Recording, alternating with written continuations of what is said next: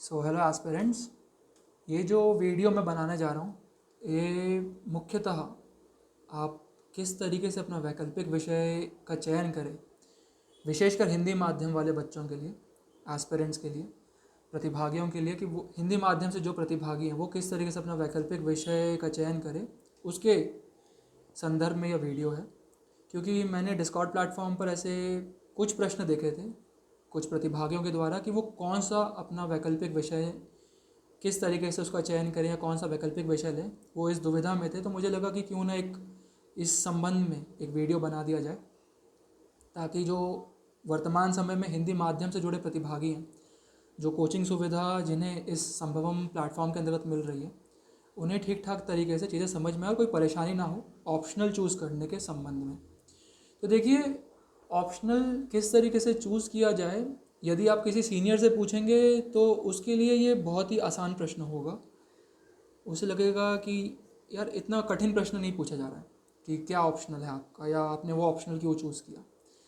उसी तरीके से यदि आप किसी टॉपर से पूछेंगे तो टॉपर्स के लिए भी वो प्रश्न इतना कठिन नहीं होगा, वो भी आराम से उस चीज़ का जवाब दे देंगे। लेकिन यदि आप एक फ्रेशर से पूछेंगे कि वो कौन सा ऑप्शनल चूज़ करने वाला है और क्यों ऑप्शनल उसने वो चूज़ किया है वो या करने वाला है, तो सबसे पहले तो वो खुद ही बहुत कंफ्यूज रहता है कि या रहती है कि क्या ऑप्शनल चूज़ किया जाए। और ऐसे में उसके लिए ना ये प्रश्न यक्ष प्रश्न हो जाता है कि भाई ऑप्शनल मेरा हो क्या आखिरकार। देखिए, किसी भी प्रतिभागी जो यूपीएससी से जुड़ता है एकदम नया नया ताज़ा ताज़ा, उससे क्या अपेक्षाएं होती हैं? उसे अपेक्षाएं ये होती हैं, देखिए वो सबसे ऊपर ऊपर तौर पे कुछ भी बोल सकता है या कुछ भी बोल सकती है कि नहीं मुझे ये चाहिए अपने ऑप्शनल से, मुझे इंटरेस्ट चाहिए अपने ऑप्शनल में। यदि आप अपने मन को टटोलेंगे तो सिंपल सी बात है, केवल एक बात सामने नज़र आएगी कि भैया मेरा ऑप्शनल मेरा सिलेक्शन करवा दे। ये मेरा प्रथम क्राइटेरिया है, ये मेरी प्रथम एक्सपेक्टेशन है कि मैं जो भी ऑप्शनल चूज़ करूँ उससे मेरा सिलेक्शन होना चाहिए। और ऐसा वैसा सिलेक्शन नहीं होना चाहिए, आईएएस में सिलेक्शन होना चाहिए। ये हर फ्रेशर के मन के अंतर्गत रहता है, लेकिन वो उसे बताना नहीं चाहता बाहर, या कुछ लोग बता देते हैं लेकिन कईयों को ये पता नहीं चल पाता है कि वो ऑप्शनल जो चूज़ कर रहे हैं उसके पीछे एक्सपेक्टेशन क्या है। पहली एक्सपेक्टेशन यही होती है कि मेरा सिलेक्शन होना चाहिए फुल्ली आईएएस के अंतर्गत। यदि मैं मेंस दूं तो मुझे इंटरव्यू की कॉल हो जाए, और अदर यदि मैं इंटरव्यू दे रहा हूँ तो मेरा नाम फाइनल पीडीएफ में आना चाहिए, और ऐसे वैसे रैंक पे नहीं आना चाहिए, पूरा आईएएस होना चाहिए। तो ये एक्सपेक्टेशन पहली एक्सपेक्टेशन होती है। दूसरी एक्सपेक्टेशन क्या होती है, दूसरी अपेक्षा क्या होती है कि भाई जो मेरा ऑप्शनल है ना वो विद इन 3 to 4 मंथ्स, 3 से 4 महीने के अंतर्गत पूरी तरीके से कंप्लीट हो जाए, उससे ज़्यादा कोई टाइम नहीं। ये मैं बताता हूँ कैसे होगा। देखिए, जो अभी 2022 साइकिल के लिए प्रिपेयर कर रहे हैं, नेक्स्ट ईयर के लिए प्रिपेयर कर रहे हैं, अभी तो क्योंकि एकदम स्टार्टिंग ही हुई है इस जर्नी की, तो अभी थोड़ा सा आनंद आ रहा होगा। लेकिन जैसे ये फेब्रुवरी आएगा या जनवरी, कुछ लोग तो जनवरी से शुरू कर देंगे, और जैसे ही फेब्रुवरी आएगा अधिकांश लोग पूरी तरीके से सब कुछ छोड़ छाड़ कर प्रीलिम्स की तैयारी में लग जाएंगे। एक फ्रेशर के लिए औसतन on an average 120 days require होते हैं प्रीलिम्स के लिए फुल फ्लेज में प्रिपरेशन के लिए। इस बार जो एग्जामिनेशन होने वाली है, जिस तरीके से यूपीएससी ने बताया है, वो 6 जून या 5 जून है, मुझे याद नहीं आ रहा, कुछ इसी तरीके से उन्होंने डेट दी है। तो यानी मोटा मोटा अनुमान माने 120 डेज, यानी आप जनवरी फरवरी से पूरी तरीके से शुरू कर देंगे कि प्रीलिम्स यार तैयार करना है। जीएस छोड़ो, मेंस छोड़ो, एक बार प्रीलिम्स निकलेगा तभी जीएस पढ़ेंगे वापस, या तभी ऑप्शनल पढ़ेंगे। तो आपके पास जो अब बच रहा है वो 3 से 4 महीने ही बच रहे हैं। ऐसा ऑप्शनल चूज़ करना है कि जो 3 से 4 महीने में कंप्लीट हो जाए पूरी तरीके से मेरा।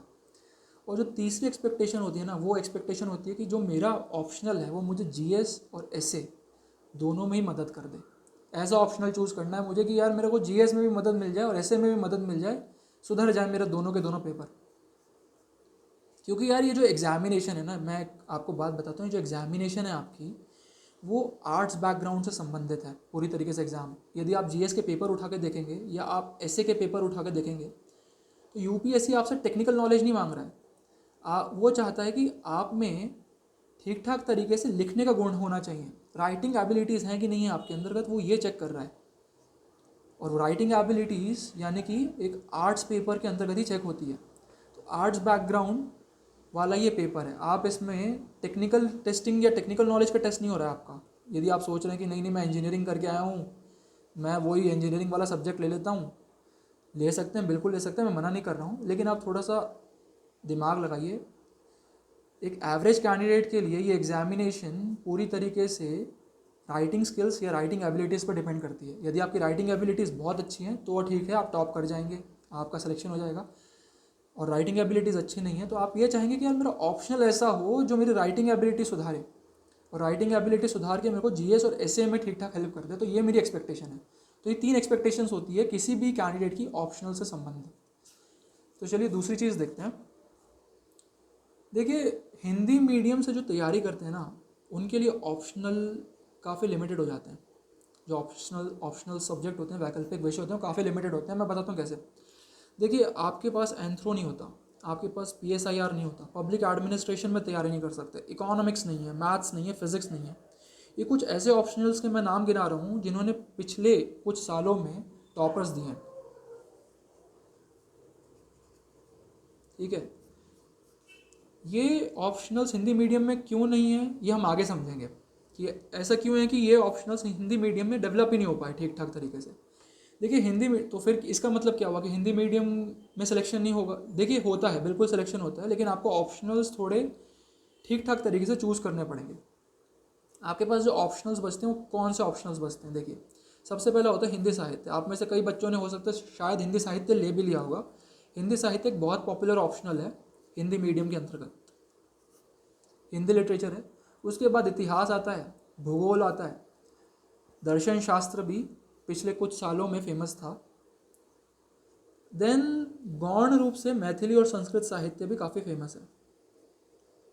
ये साहित्य के अंतर्गत ही आते हैं, इसलिए मैंने इसको इसके नीचे लिख दिया है, मैथिली साहित्य, संस्कृत साहित्य।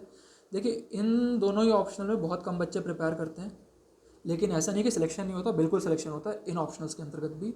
जैसे कि यदि मैं आपको बताऊं तो छत्तीसगढ़ के अंतर्गत, क्योंकि मैं इनसे परिचित हूँ इसलिए मैं इनका एग्जाम्पल दे रहा हूँ। छत्तीसगढ़ में एक बालोद डिस्ट्रिक्ट है, वहाँ के एसपी हैं जिन्होंने इंग्लिश मीडियम में पढ़ाई की थी, और उनका ऑप्शनल जो था वो, जहाँ तक मैं याद कर पा रहा हूँ, मैथिली लिटरेचर था, मैथिली साहित्य।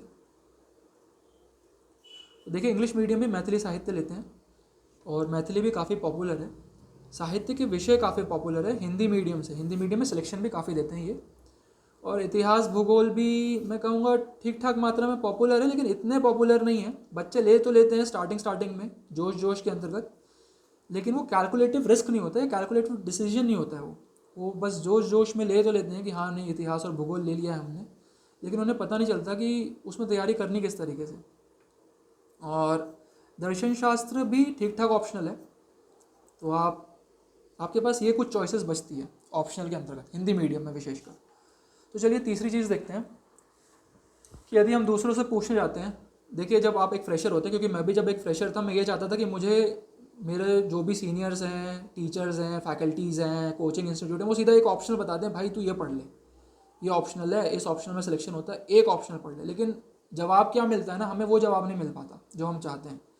वो हमें ना घुमाते रहते हैं, टटोलते रहते हैं, इधर उधर घुमाते रहेंगे। वो चाहते हैं ना कि हम अपने आंसर्स खुद ढूंढें, जबकि एक जो फ्रेशर होता है उसके पास ठीक ठाक तरीका का ज्ञान नहीं होता, अनुभव नहीं होता, तो वो समझ नहीं पाता कि वो ऑप्शनल क्या हाल है। देखिए, जब आप कोचिंग में जाएंगे ना, तो कोचिंग वाले, आप जिस कोचिंग में जाएंगे वो कोचिंग, जैसे आप कोई XYZ कोचिंग में जाते हैं, XYZ कोचिंग ए ऑप्शनल पढ़ाता है और बी ऑप्शनल पढ़ाता है, तो वो बोलेगा सर ए ऑप्शनल ले लो, बी ऑप्शनल ले लो। आप बोलोगे नहीं नहीं, सी ऑप्शनल भी अच्छा है, वो बोलेगा नहीं सर, सी ऑप्शनल ठीक नहीं है, आप ए ऑप्शनल लो, बी ऑप्शनल लो, इसमें सर हमारे पास फैकल्टीज़ भी है, सिलेक्शन भी होता है, ऐसे ऐसे बता देगा वो आपको एक गुमराह करने की कोशिश करेगा, क्योंकि वो चाहता है कि आप उसी के ऑप्शनल लें, उसी कोचिंग इंस्टीट्यूट में पढ़ें। तो ये होता है कोचिंग इंस्टीट्यूशन में, जब आप पूछते हैं जाकर उनके फैकल्टी से। जब आप सीनियर से पूछेंगे, सीनियर्स आपको सीधा बोलेंगे भाई तू मेरा ले ले, जो मैंने ऑप्शनल लिया है मेरा वाला ही बेस्ट है, वो ऐसे बोल देते हैं आपको। टॉपर्स क्या करते हैं, टॉपर्स सीधा बताते हैं, टॉपर्स का भी कुछ इसी तरीके का जवाब होता है। वो बोलते हैं कि देख भाई, मैंने XYZ ऑप्शनल लिया है, उसी में ही मैंने टॉप किया है, तो ये ऑप्शनल बेस्ट है। वो ये नहीं देखते कि उस पर्टिकुलर ऑप्शनल के अंतर्गत उन्होंने तो भले ही टॉप कर दिया, लेकिन 90% ऑफ द स्टूडेंट्स जिन्होंने वो मेंस लिखा है उस ऑप्शनल में, वो फेल हो गए। वो ये नहीं दर्शाते, वो ये दर्शाते हैं कि हाँ भाई मैं टॉप कर गया हूँ, मेरा तो फलाना फलाना ऑप्शनल था, ये ले लो, इसी से ठीक हो जाएगा सब। तो ऐसे भी चूज़ नहीं करना है। मेंटर्स के पास जाएंगे आप, तो देखिए मेंटर्स का क्या जवाब होता है, मेंटर्स आपको चीज़ें बता देंगे कि यार ऐसे ऐसे चीज़ें होती हैं, ऐसे ऑप्शनल चूज़ करना है या वैसे ऑप्शनल चूज़ करना है, लेकिन जब आप चाह रहे हैं ना कि सर मुझे बताओ सर मैं कौन सा ऑप्शनल लूँ, वो भी नहीं बताते।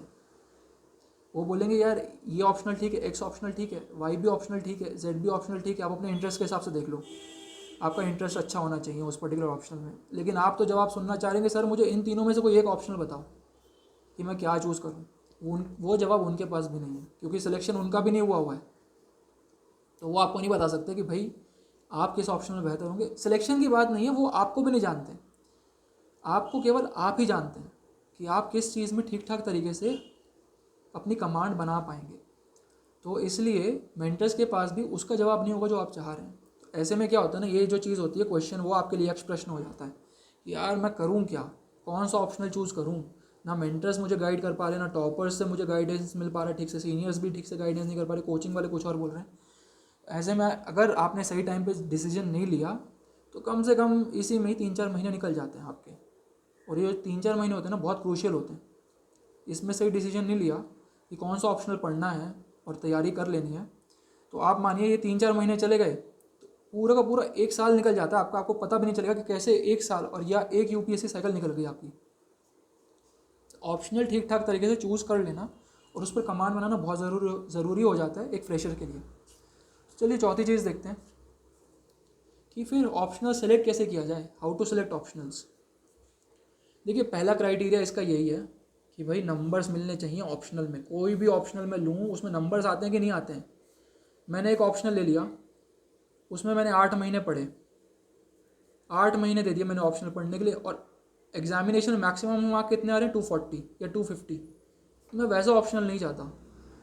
देखिए यूपीएससी में एक सिलेक्शन के लिए, फाइनल पीडीएफ में आने के लिए ऑप्शनल के अंतर्गत 290 प्लस जो नंबर्स होते हैं ना, ऑप्शनल के अंतर्गत मैं बात कर रहा हूँ, वो मोर देन सफिशिएंट होते हैं। इसके बाद यदि आपको 320 मिल रहे हैं, 330 मिल रहे हैं, फिर वो मैटर नहीं करता है, वो तो फिर आपकी प्रतिभा है। लेकिन यदि आपको 290 प्लस आ रहे हैं किसी भी ऑप्शनल में, तो मान लिया जाता है कि ठीक ठाक ऑप्शनल पे आपकी कमांड है एक अच्छे रैंक लेने के लिए। तो ये मान लीजिए नंबर्स आने चाहिए, उस ऑप्शनल में सिलेक्शन होना चाहिए, पहला क्राइटेरिया। ठीक है। सेकेंड क्राइटेरिया ये होना चाहिए कि भाई वो ऑप्शनल स्टैटिक हो, वो ऑप्शनल डायनामिक नहीं होना चाहिए। डायनामिक का मतलब ये होता है कि ऑप्शनल में चेंजेस हो रहे हैं, 1 साल या 4-5 महीने के अंतर्गत ऑप्शनल में कुछ चीज़ें चेंज हो गई।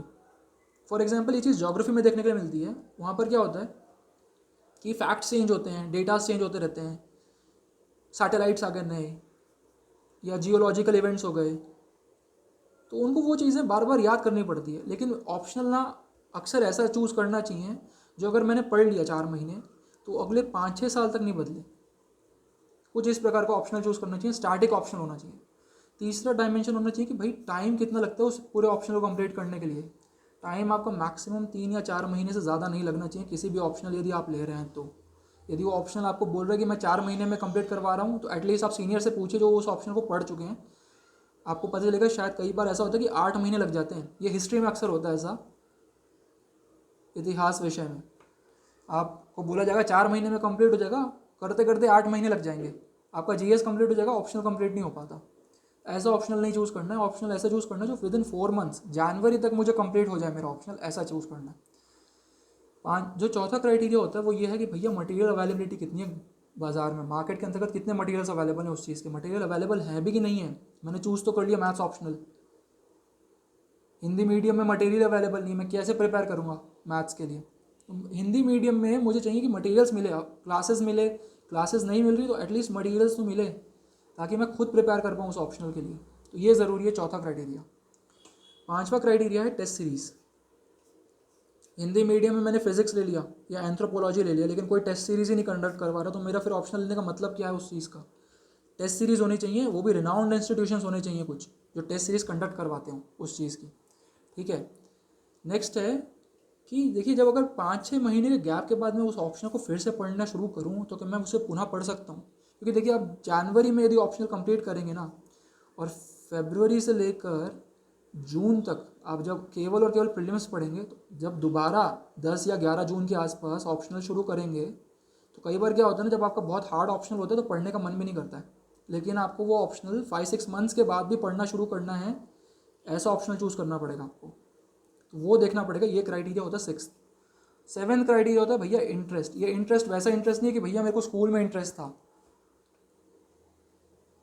ये स्कूल में मुझे बहुत अच्छा लगता था ये वाला पर्टिकुलर सब्जेक्ट तो मैंने वो चूज़ कर लिया, वैसा इंटरेस्ट की बात नहीं कर रहा हूँ। इंटरेस्ट ऐसे बात कर रहा हूँ कि मान लीजिए आप यूपीएससी में इंटरव्यू में सेलेक्ट नहीं हो पाते हैं, या हो तो गए सेलेक्ट लेकिन बन गए इंडियन पोस्टल सर्विस में। पुलिस सर्विस नहीं है, पोस्टल सर्विस है, इंडियन पोस्टल सर्विस। कोई ख़राब सेवा नहीं है, बहुत अच्छी सेवा है, लेकिन मैं बता रहा हूँ क्योंकि जिनका एम होता है कि भैया आईएएस ही बनना है मेरे को, तो फिर उनको लगता है पोस्टल नहीं, वापस तैयारी करूँगा। तो कई बार ऐसा क्या होता है ना, वो 3-4 साल लग जाते हैं इस पूरे साइकिल में आईएएस बनते बनते, या कई बार 5-6 साल भी लग जाते हैं। ऑप्शनल ऐसा होना चाहिए कि जो मैं इतने लंबे समय तक पढ़ने के लिए भी या पढ़ सकूँ मैं ठीक ठाक तरीके से। ऐसा नहीं है कि बोरियत लगने लग गई एक टाइम के बाद। 1-2 साल मैंने पेपर तो दे दिया, नेक्स्ट टाइम के बाद मुझे बोरियत लगने लग गई उस पर्टिकुलर ऑप्शनल से ही। तो ऐसा ऑप्शनल चूज़ करना है कि मैं उस पर्टिकुलर ऑप्शनल में अगर 4-5 मेंस लिखना पड़े मुझे, तो मैं 4-5 मेंस लिखने के लिए तैयार रहूँ उस ऑप्शनल के अंतर्गत, ठीक है। तो अब ये देखते हैं कि ये तो हमने देखा कि कैसे ऑप्शनल को चूज़ करना है। अब ये देखते हैं कैसे ऑप्शनल चूज़ नहीं करना है। तो जैसे मैंने बताया कि पहले interest from my school days, ये गलती मैंने की थी। जब मैं आया था, जब मैं फ्रेशर था इस पर्टिकुलर एग्ज़ाम के अंतर्गत, तो मैंने हिस्ट्री ऑप्शनल चूज़ कर लिया था, क्योंकि मेरे हिस्ट्री में स्कूल में बहुत अच्छे नंबर आते थे। भले मैंने इंजीनियरिंग और एमटेक कर लिया उसके बाद, लेकिन हिस्ट्री में क्योंकि मेरे बहुत अच्छे नंबर आते थे, मैंने ये सोच के हिस्ट्री चूज़ कर ली। फिर मैंने 8 महीने हिस्ट्री में लगा दिया, 8-9 महीने। और उसके पश्चात मुझे पता चला कि नहीं, हिस्ट्री चूज़ करना बहुत गलत कदम था मेरे लिए। फिर उसके पश्चात मैंने दूसरा ऑप्शनल पढ़ा। तो मैं बता रहा हूँ आपको कि आप ये गलती मत कीजिएगा कि नहीं मुझे इंटरेस्ट है स्कूल डेज से ही, या कॉलेज में बहुत अच्छा लगता था मुझे अपना सब्जेक्ट, इसलिए मैंने चूज़ कर लिया। विशेषकर हिंदी मीडियम के लिए मैं बात कर रहा हूँ ये चीज़। या आपको लग रहा नहीं आप गोल्ड मेडलिस्ट थे कॉलेज में, अब जैसे इंजीनियरिंग के अंतर्गत यदि मैंने गोल्ड मेडल प्राप्त कर लिया तो मैं इंजीनियरिंग सब्जेक्ट चूज़ कर लेता हिंदी मीडियम से तैयारी करते हुए, तो फिर ना इंटरव्यू कॉल होती ना कुछ होता। तो ऐसे नहीं करना है आपको कि आप अपने विषय में इकोनॉमिक्स में गोल्ड मेडलिस्ट थे और आपने हिंदी मीडियम से चूज़ करने का सपना बनाया है और आपने इकोनॉमिक्स चूज़ कर लिया, जबकि उसके लिए तो कोई भी ना ही मटेरियल्स अवेलेबल है हिंदी मीडियम में, ना ही कोई टेस्ट सीरीज़ है, तो फिर बहुत गड़बड़ हो जाएगी ऐसे में। और तीसरा है कि जो कोचिंग वाले बोल रहे हैं या सीनियर्स बोल दे रहे हैं आपको, वो सब बात मान के नहीं कर लेना सिलेक्शन कि हाँ नहीं नहीं नहीं, ऑल इंडिया रैंक 1 ने बोला एंथ्रोपोलॉजी में सिलेक्शन होता है 2018 के अंतर्गत, या ऑल इंडिया रैंक 1 ने बोला है 2014 में कि इकोनॉमिक्स में सिलेक्शन होता है, तो मैंने वो चूज़ कर लिया। PSIR में होता है 2016 में बोला ऑल इंडिया रैंक 1 ने, तो मैं इसलिए चूज़ कर रहा हूँ। देखिए ऐसे चूज़ नहीं करना ऑप्शनल। ये वाली धारणा में बिल्कुल मत चले जाइएगा कि नहीं कोचिंग वाले बोल रहे हैं, या गोल्ड मेडलिस्ट था मैं कॉलेज में, या इंटरेस्ट है मुझे स्कूल डेज़ में इसलिए मैं सेलेक्ट करूँगा, बिल्कुल ऐसे नहीं करना है। तो सेलेक्ट कैसे करना है फिर ऑप्शनल? देखिए जो हमने पहले से डिस्कस किया था कि हाउ टू सेलेक्ट ऑप्शनल, उस चीज़ को आप वापस समझिएगा कौन कौन से पैरामीटर्स हैं जो हिंदी मीडियम में मैंने बताए ऑप्शनल्स हैं। आप उस ऑप्शनल्स को देखिएगा ठीक ठाक तरीके से, वो 5-6 ऑप्शनल्स हैं, और वो सारे पैरामीटर्स पे देखिएगा कौन सा ऑप्शनल खरा उतरता हुआ नज़र आता है आपको, ठीक है। ये पहला क्राइटेरिया है। दूसरा है सिलेबस समझिए, सिलेबस पढ़िए, उठाइए, 2 या 3 ऑप्शनल को चॉइस बनाइए। आप इन 2 या 3 ऑप्शनल्स में से चूज़ करेंगे, उनके सिलेबस उठाइए, उनके सिलेबस उठा के देखिए आपको समझ में आ रही चीज़ें, कौन सा सिलेबस आपको छोटा नज़र आ रहा है, शॉर्ट कौन सा सिलेबस है, कौन सा सिलेबस ऐसा लगता है कि यार 3-4 महीने में कंप्लीट हो जाएगा, वो देखिए। और फिर उठाइए पास क्वेश्चन पेपर्स। ये ऑप्शनल चूज़ करने से पहले की बात कर रहा हूँ, पास क्वेश्चन पेपर्स प्लीज़ उठा के देखिएगा, क्वेश्चन पढ़िए। आपको क्या लगता है आपसे बन पाएगा, आप उत्तर लिख पाएंगे यदि आपने ऑप्शनल पढ़ लिया तो? ऐसा नहीं कि आपसे अभी उत्तर बन जाना चाहिए, लेकिन क्वेश्चन पढ़ के ना एक चीज़ समझ में, मतलब अगर आपने पढ़ा भी नहीं अभी तक ऑप्शनल, लेकिन आप जब क्वेश्चन पेपर उठाएंगे ना, तो आपको चीज़ें समझ में आने लगेगी, हाँ यार ये मैं बना सकता हूँ या बना सकती हूँ, ये हो जाएगा ऑप्शनल। ठीक ठाक क्वेश्चन आ रहे हैं, इतना कोई हार्ड क्वेश्चन भी नहीं पूछा जा रहा ऑप्शनल के अंतर्गत। तो प्लीज़ ये उठा के देखिएगा एक बार, और उसके हिसाब से अपना ऑप्शनल चूज़ कीजिएगा। तो ये 3 क्राइटेरियाज होंगे आपके जिस पे आपको ऑप्शनल चूज़ करना पड़ेगा। तो देखिए एक लास्ट चीज़ है वीडियो एंड करने से पहले, जो आप हमेशा याद रखिए, जब आप ऑप्शनल चूज़ कर लेंगे, जितनी भी आपकी लंबी ये यूपीएससी जर्नी होने वाली है, जब तक सिलेक्शन नहीं हो जाएगा ना, तब तक आपके मन में हमेशा ये चीज़ लगेगी, हमेशा ये चीज़ रहेगी कि यार मेरा वैकल्पिक विषय ऑप्शनल ख़राब है। You will always suffer from this thought that your optional is bad. लेकिन once you are in the list, you will say it's your optional that has led you to become an IAS.